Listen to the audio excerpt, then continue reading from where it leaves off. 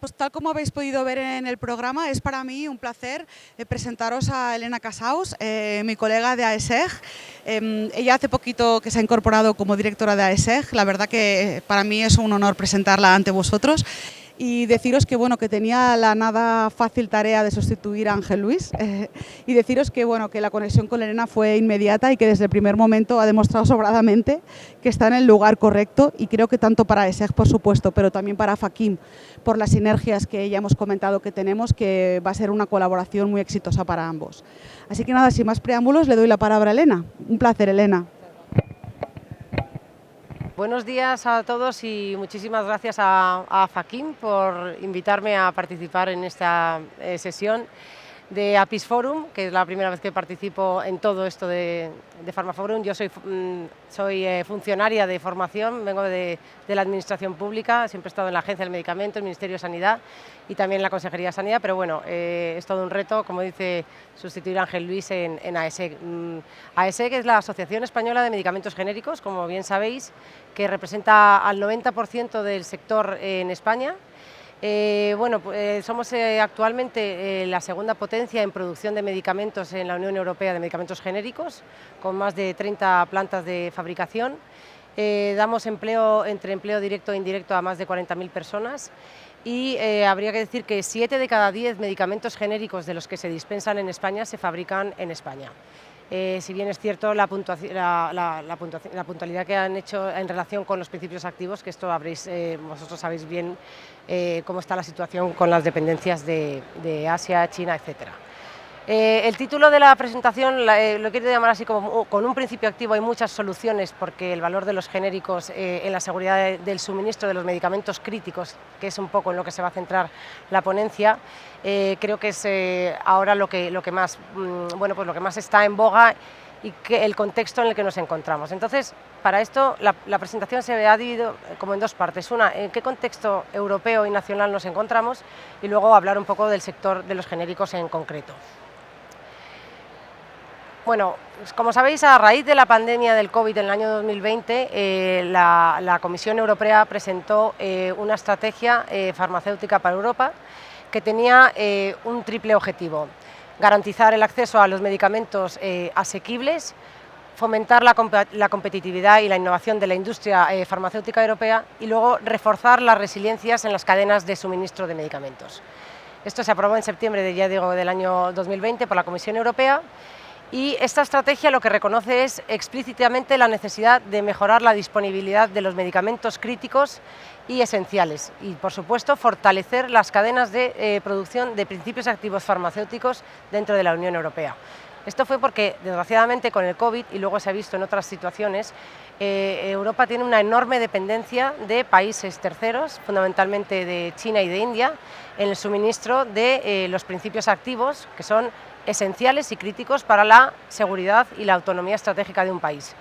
No se trata de tener todo producido en la Unión Europea, eso no es lo que quiere la estrategia, pero sí de tener una capacidad de respuesta ante crisis sanitarias y situaciones de emergencia y poder autoabastecernos.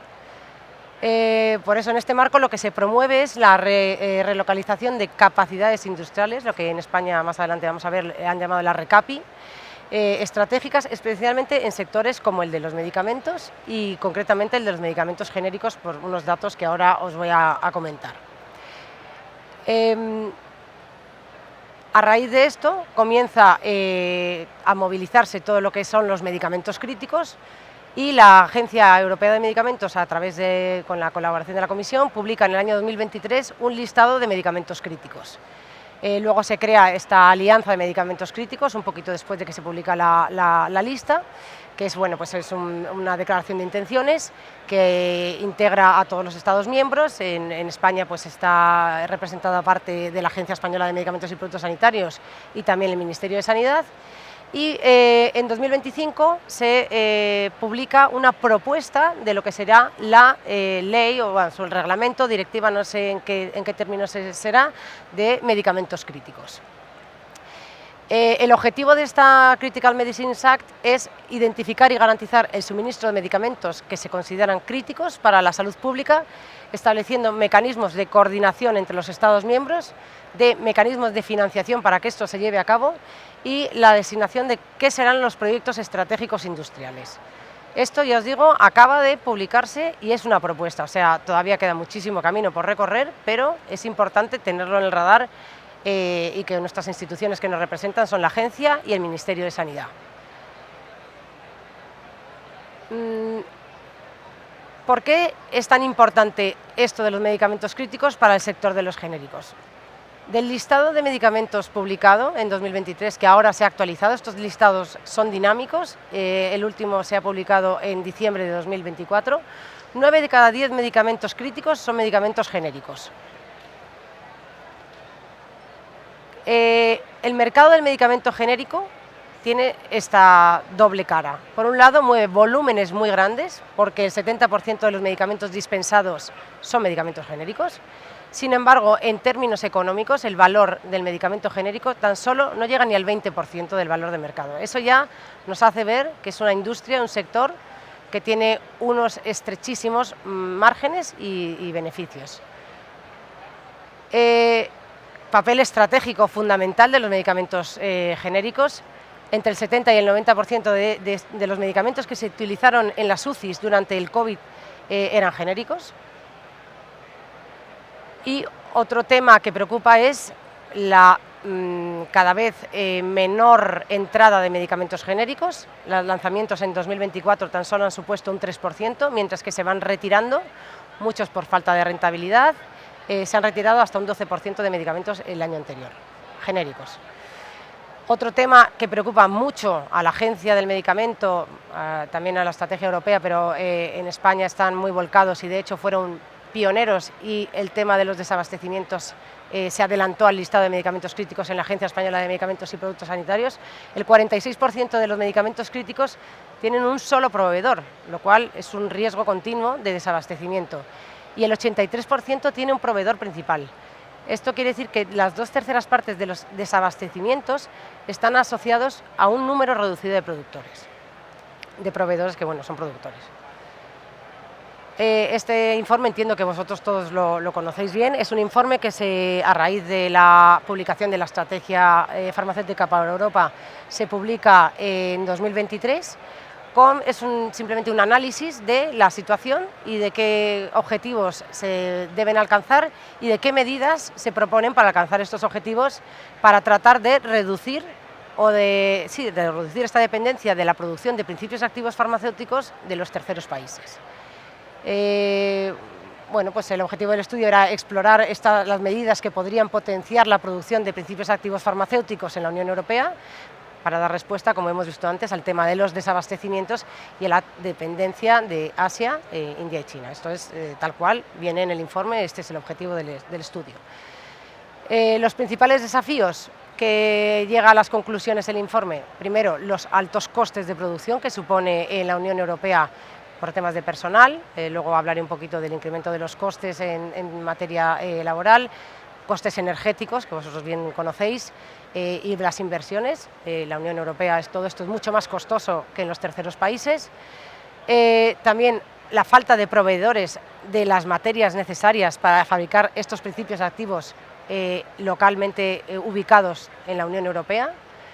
La complejidad regulatoria. Europa es burocráticamente muy complicada. De hecho, a raíz de la Estrategia Farmacéutica para Europa hay una propuesta de reforma del paquete legislativo farmacéutico, tanto de la directiva que regula el Código Comunitario de Medicamentos de Uso Humano como el reglamento que establece las normas de funcionamiento de la EMA, etcétera, y los procedimientos de registro.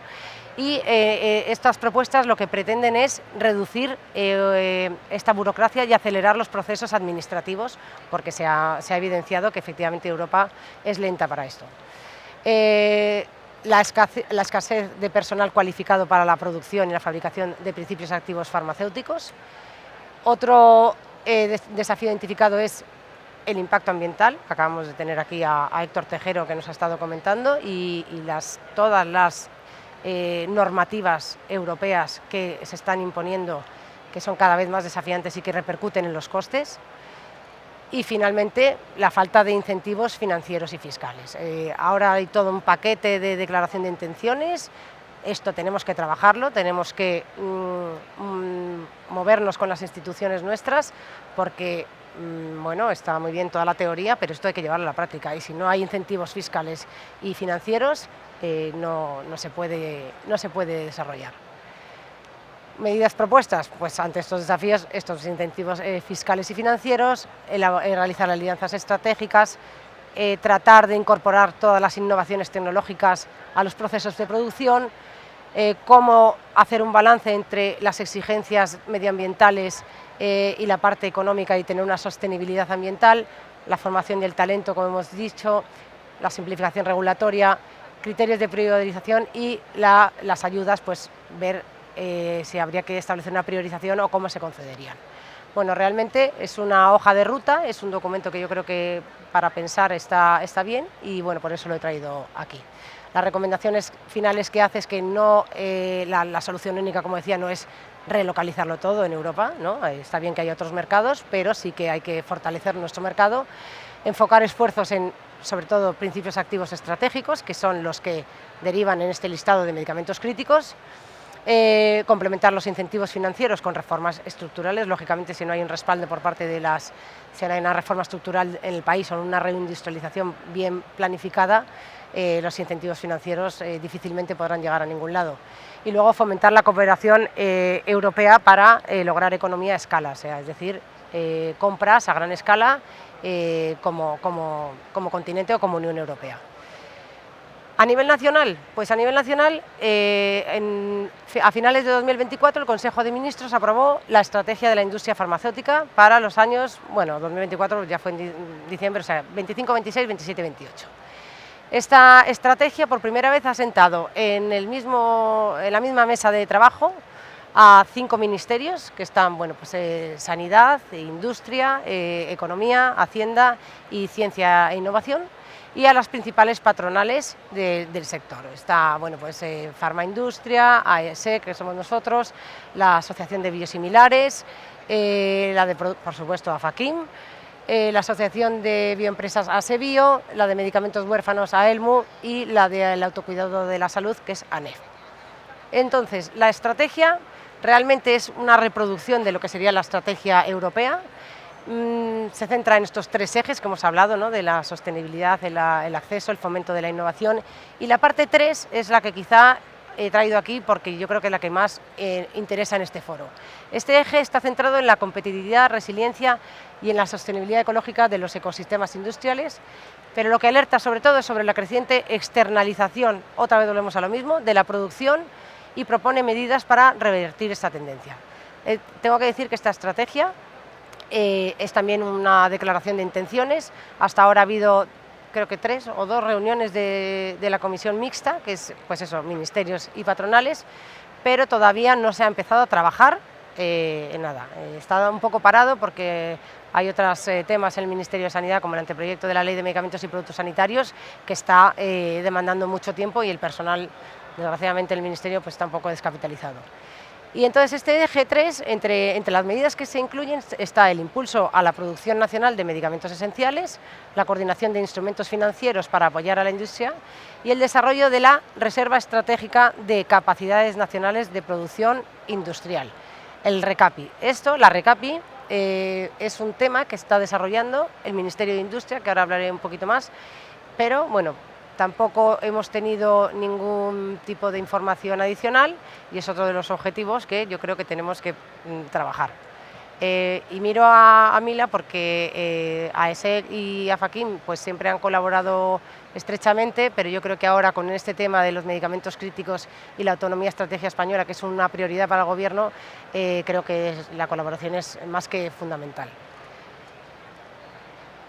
Bueno, pues nada, simplemente en relación con la estrategia, la única novedad es que a finales de julio se ha publicado ya un Real Decreto pues que por lo menos es una buena noticia porque ve que se está moviendo, por el que se regula cómo va a funcionar, los órganos de gobierno, las comisiones que van a estar implicadas, y hay un artículo 7 que habla de los grupos de trabajo, que ese es el que realmente nos tenemos que unir, tenemos que impulsarlos desde las patronales, y es una oportunidad, sin duda alguna, para el sector de los principios activos y de los genéricos. A su vez, la Agencia Española de Medicamentos y Productos Sanitarios, muy preocupada con el tema de los desabastecimientos desde hace muchos años, empezó a trabajar en un listado de medicamentos estratégicos. Si os dais cuenta, la nomenclatura es un poco distinta. Aquí no hablan de medicamentos críticos como la Comisión Europea, sino habla de medicamentos estratégicos. Entonces, esto yo me lo imagino como las muñecas estas, las matruscas rusas. Hay una grande que son los medicamentos esenciales, que son los que declara la OMS. Luego, dentro de esta, están los medicamentos críticos, que son los que declara la Comisión Europea, la EMA, y luego está una pequeñita, que son los medicamentos estratégicos, que es el listado de la agencia. Es decir, los estratégicos son un subtipo de medicamentos críticos para los que la agencia ha detectado que hacen falta medidas adicionales para garantizar su suministro en el mercado. Los ha identificado a través de su relevancia clínica por las patologías a las que van dirigidas, no solamente porque sean graves, sino a lo mejor porque van dirigidas a un alto volumen de población, ¿no? Con pues eso, hipertensión, diabetes, etcétera, y porque han identificado que además son medicamentos en los que hay una vulnerabilidad en la cadena de suministro, porque a lo mejor hay un solo proveedor, entonces las roturas de stock son frecuentes, y bueno, pues ha elaborado este listado. El listado de la agencia es más dinámico que el de la comisión. El de la comisión solamente se ha actualizado una vez y fue a los 12 meses. El de la agencia se ha actualizado ya, en julio ha sido la segunda o la tercera vez, y cada 4 o 6 meses pues cambia. El de la agencia está dividido por principios activos y lo que llaman la DCP, que es la descripción clínica del producto, pues que es el envase, no tanto el número de comprimidos, pero sí la dosis del comprimido, el principio activo y la forma farmacéutica. Sin embargo, la de medicamentos críticos de la comisión es mucho más general, solamente habla de ATC5 y de todas las vías posibles de administración del medicamento. Y luego también en España hay otra cuestión que es importante, que no hay que perder de vista, que es el anteproyecto de la Ley de Medicamentos y Productos Sanitarios. Como sabéis, en España hay una ley de medicamentos que es del año 2006, que se llama la Ley de Garantías para el Uso Racional de Medicamentos y Productos Sanitarios. Desde el año 2006, o sea, casi 20 años después, esa ley no se ha modificado, pero se han ido haciendo muchas enmiendas, muchas actualizaciones, y ahora hay un Real Decreto Legislativo, que es un compendio, y bueno, pues realmente hace falta sacar una nueva ley y además adecuarla a todo esto que estamos viendo. Lo que ocurre es que empezaron a trabajar en este anteproyecto de ley antes de algunas cuestiones como el paquete legislativo farmacéutico europeo, y este anteproyecto de ley propone algunas cuestiones que ya están obsoletas con lo que está saliendo de la propuesta de nueva directiva y reglamento. Entonces, bueno, no sé yo muy bien si al final, si esta ley se acaba aprobando, igual hay que modificarla enseguida otra vez, pero bueno. Por lo que afecta a medicamentos genéricos, hay un artículo al que hemos presentado alegaciones, no solamente el sector de los genéricos, sino todo el sector industrial, porque bueno, pues proponía un sistema de bajadas de precios muy agresivo, en línea o lo que podría ser lo más parecido a unas subastas ciegas. Eso es imposible de gestionar por las compañías farmacéuticas para las previsiones de compra. Bueno, el caso es que hubo un posicionamiento conjunto de todas las patronales, junto con la distribución, con FEDIFAR, y junto con el Consejo General de Colegios de Farmacéuticos, porque esto también, este sistema era pues un quebradero de cabeza para la gestión de los medicamentos en las oficinas de farmacia. Y bueno, pues el Ministerio, la verdad es que ha sido muy colaborador, ha estado muy, bueno, pues ha escuchado mucho la propuesta y le ha gustado la propuesta que hemos hecho desde AESEC, que le hemos llamado un sistema de precios dinámicos. Bueno, no voy a entrar en el fondo porque es muy técnico, pero lo que pretende este sistema es, por un lado, el sector del genérico en España está muy estancado, es decir, el genérico entra en España en el 97, hasta el 2007 va penetrando, bueno, pues se va haciendo el mercado a cuotas de volumen del torno al 16%, pero entre 2008 y 2015 hay un repunte pues que alcanza cuotas de mercado de en torno al 40%. ¿Y a qué se debe? Pues se debe a que en 2008 viene la crisis financiera el Gobierno tiene que adoptar medidas urgentes para la racionalización del gasto público, entre ellas el gasto sanitario, y se adoptan muchas medidas pro genérico. La dispensación preferente de genérico frente a la marca, una diferenciación de precio, etcétera. Entonces eso hace que la cuota de mercado de genéricos pase de un 16% a principios del 2008 hasta un 40% aproximadamente en 2015. Pero en 2015 se retiran estas medidas progenéricos y vemos que entre 2015 y 2025 la cuota de mercados de genéricos tan solo ha subido un 2%, es decir, estamos estancados cuando en otros países de la Unión Europea, que entienden al genérico como un regulador de los precios del mercado, porque es lo que hacen los genéricos cuando entran al mercado, automáticamente los costes de tratamiento bajan entre un 40 y hasta un 90%, y en esos países la cuota en unidades de volumen puede estar en torno al 85-90%. Entonces España, con este sistema de precios dinámicos que hemos propuesto al Ministerio, el objetivo es, uno, dinamizar esta cuota de mercado que está estancada, y por otro lado, facilitar la penetración de los nuevos lanzamientos. ¿Por qué? Porque los nuevos genéricos en España, con estas medidas que hay ahora, no están entrando. Lógicamente, si no hay una diferenciación de precio, si tienen la misma calidad, seguridad y eficacia que la marca, no hay ningún incentivo para pues que se sustituya y que la gente comience a tomar el genérico. Entonces, está en torno a un 6% simplemente la entrada de los genéricos con los nuevos lanzamientos. Bueno, pues como el mercado estaba así, hemos propuesto un sistema alternativo, que es el sistema de precios dinámicos, y el Ministerio parece que le ha gustado la idea. Los ahorros que ellos proponían con su sistema de precios seleccionados estaban en torno a los 800 millones de euros. Nosotros hemos hecho unos cálculos con IQVIA y consideramos que podríamos llegar a alcanzar a los 1.400 millones de euros de ahorro, y bueno, lógicamente esto les ha gustado. Y bueno, el problema es que no sabemos, como digo, si este anteproyecto de ley va a salir adelante o no. Pero por lo menos está trabajado y ahí queda. Otras iniciativas en España, pues como decía, el Ministerio de Industria y Turismo, por un lado, está trabajando en una futura ley de industria y autonomía estratégica, volvemos a lo mismo, que contempla la creación de la RECAPI, que es como lo que os comentaba, la Reserva Estratégica de Capacidades en la Producción Industrial, como un instrumento para identificar y apoyar las capacidades de producción críticas. Esto está totalmente relacionado con medicamentos y con principios activos, y por lo tanto medicamentos genéricos fundamentalmente. También han constituido una mesa de trabajo interna en la que, que nos gustaría también investigar o conocer en qué están trabajando. Y está creado desde hace ya el comisionado para la reindustrialización del país. Pues también querremos dar nuestro apoyo y ver en qué podemos colaborar para trabajar conjuntamente. Y luego además, como ha comentado Héctor, se ha aprobado, llevaba sin aprobarse desde el año 22, el programa Profarma, que es un programa de financiación y ayudas fiscales a la industria farmacéutica.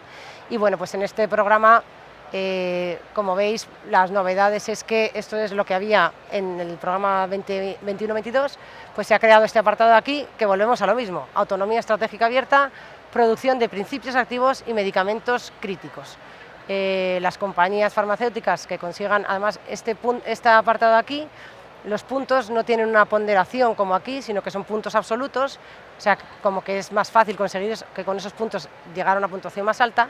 Y creemos que es una buena noticia, aunque en opinión por lo menos del sector de genéricos, que es sobre todo un sector que dentro de las dos patas de Profarma, que es la investigación y la producción, nos interesa más la producción, sigue estando bastante desfavorecida. La reindustrialización no sé cómo la pretenden fomentar si seguimos teniendo un 25% de peso frente a un 40% que tiene la investigación.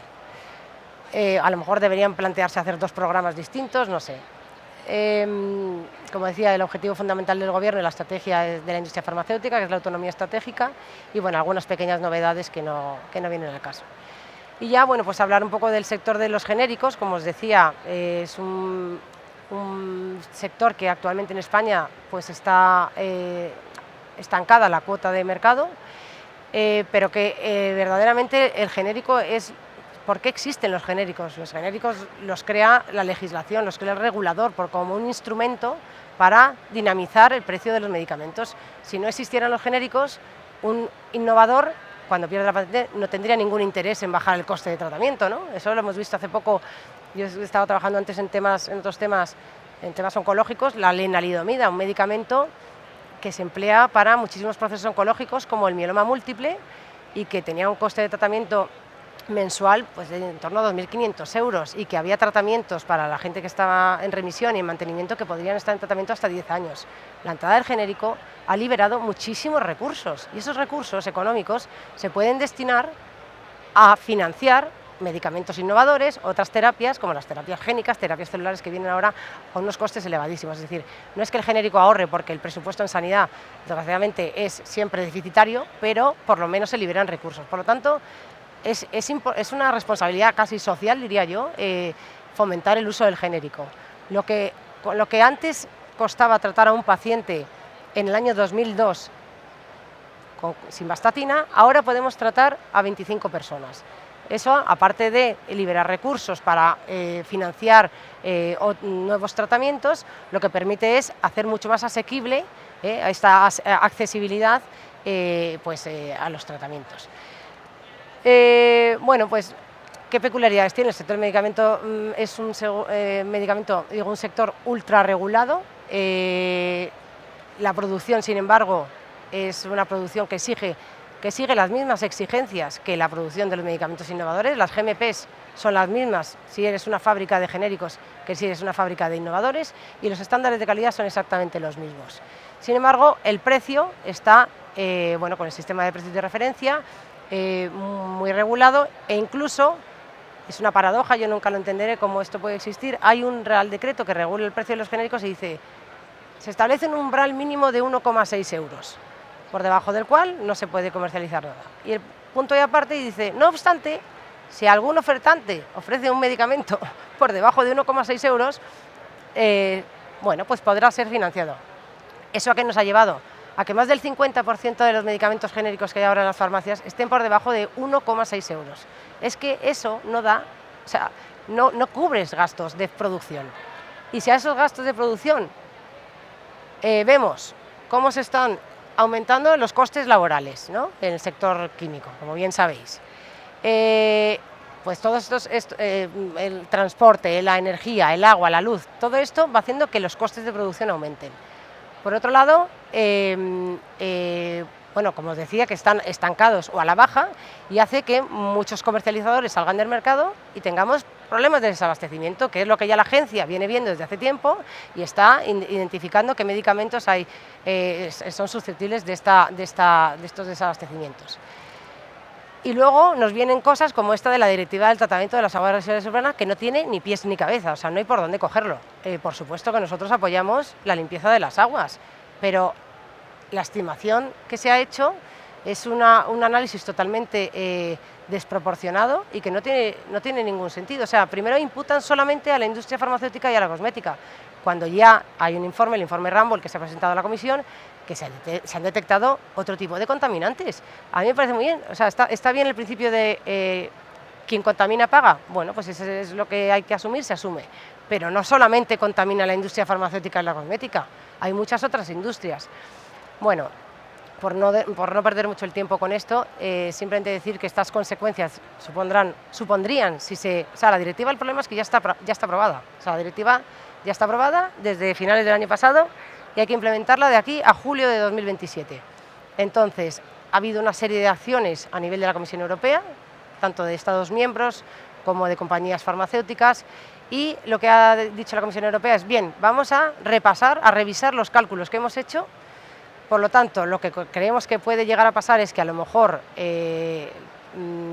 estos porcentajes de cargas tóxicas que han evaluado los reconsideren, pero no sabemos hasta qué punto van a implicar a otros sectores o no. Y esto pues, puede tener consecuencias muy graves para algunos medicamentos, o sea, algunas industrias de genéricos que fabrican muchísimos volúmenes, porque además esta directiva lo que pretende es que se pague en función del volumen que contaminas. Y claro, la industria del genérico tiene volúmenes muy grandes, pero tiene unos márgenes muy pequeños. Y puede llegar a ser un verdadero descalabro para algunos medicamentos, que al final la consecuencia va a ser que si no se pueden fabricar por pérdida de costes, haya desplazamiento a alternativas terapéuticas más innovadoras, más costosas, y sea al final un impacto negativo para el presupuesto del Sistema Nacional de Salud. Y nada más, esto era todo por mi parte.